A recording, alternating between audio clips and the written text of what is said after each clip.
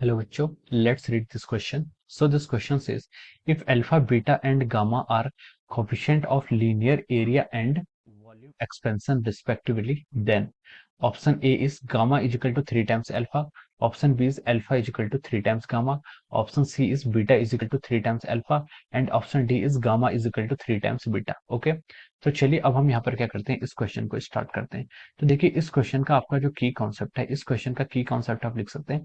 यहाँ पर हमें क्या बताना है, यहाँ पर हमें थर्मल एक्सपेंशन के कोफिशिएंट बताने हैं। हियर हमें क्या बताना है, यहाँ पर कोफिशिएंट ऑफ थर्मल एक्सपेंशन।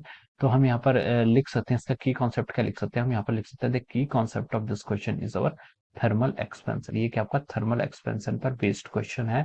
यहाँ पर हमें कोफिशिएंट ऑफ थर्मल एक्सपेंशन को बताना है। तो देखिए आपका जो थर्मल एक्सपेंशन को हम डिफाइन करेंगे, तो देखिए इसमें हम लिख सकते हैं कि जो आपका लीनियर एक्सपेंशन होता है, सबसे पहले एक्स, यहाँ पर आपके एक्सपेंशन की कैटेगरी में क्या आता है, आपका लीनियर एक्सपेंशन। लीनियर एक्सपेंशन को हम डिनोट करते हैं, वो आता है आपका L is equal to our L nought into 1 plus alpha into delta t. This is our linear expansion. Linear expansion होता है, एल नॉट क्या होता है यहाँ पर ओरिजिनल लेंथ, और एल क्या होता है आपकी फाइनल लेंथ, और आपका अल्फा क्या होता है coefficient of linear expansion, delta T क्या होता है आपका चेंज इन टेम्परेचर। तो यहाँ पर जो आपका अल्फा है, अल्फा अल्फा किसके लिए यूज करते हैं, alpha is used for the coefficient of our linear expansion. Alpha आपका कोफिशिएंट ऑफ लीनियर एक्सपेंशन यहाँ पर डिनोट करता है।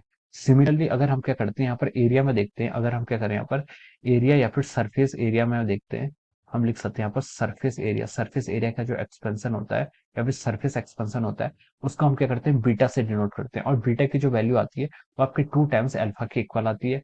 फिर आपका एक एक्सपेंशन और होता है जिसको हम क्या कहते हैं, वॉल्यूम। वॉल्यूम एक्सपेंशन बोलते हैं या फिर वॉल्यूमेट्रिक एक्सपेंशन बोलते हैं। उसको हम आपका गामा से डिनोट करते हैं। गामा क्या होता है आपका 3 टाइम्स अल्फा से हम ऐसे डिनोट करते हैं। तो ये क्या आ गया आपके इन तीनों के बीच के रिलेशनशिप आपको यहाँ पर मैंने बता दी है।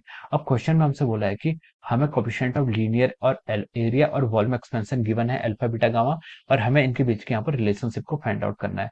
तो यहाँ से देखिए हम क्या क्या बोल सकते हैं, यहाँ से हम बोल सकते हैं alpha beta is equal to over 2 times alpha और gamma is equal to over 3 times alpha. ये हम क्या कह सकते हैं, यहाँ से ऐसे लिख सकते हैं। अल्फा क्या आपका coefficient of linear expansion, beta आपका कोफिशिएंट ऑफ सरफेस एक्सपेंशन, और gamma is the coefficient of volume expansion. तो अगर हम यहाँ पर ऑप्शंस को मैच करें इनके करस्पॉन्डिंग, तो देखिए हम यहाँ पर ऑप्शन ए से स्टार्ट करते हैं। ऑप्शन ए में लिखा है gamma is equal to 3 alpha, तो ये आपका राइट ऑप्शन हो जाएगा। बी में चलते हैं, बी में उसने बोला alpha is equal to 3 gamma, तो ये क्या आपका रॉन्ग एक्सप्रेशन है। ऑप्शन सी में उसने बोला है beta is equal to 3 alpha, beta is equal to 2 alpha होता है, तो ये आपका क्या हो जाएगा, रॉन्ग हो जाएगा। डी में लिखा है gamma is equal to 3 beta, ये अभी आपका क्या हो जाएगा, रॉन्ग हो जाएगा। इसको लिखने के लिए आपको लिखना पड़ेगा gamma is equal to 2/3 beta. Okay, तो ये आपका क्या हो जाएगा, रॉन्ग। तो डी ऑप्शन भी यहाँ से क्या हो जाएगा आपका, रॉन्ग हो जाएगा। तो हम यहाँ से बोल सकते हैं कि इसके करस्पॉन्डिंग जो आपका राइट आंसर आ रहा है वो क्या आ रहा है आपका, option A. We can write down that option A is correct answer of this question.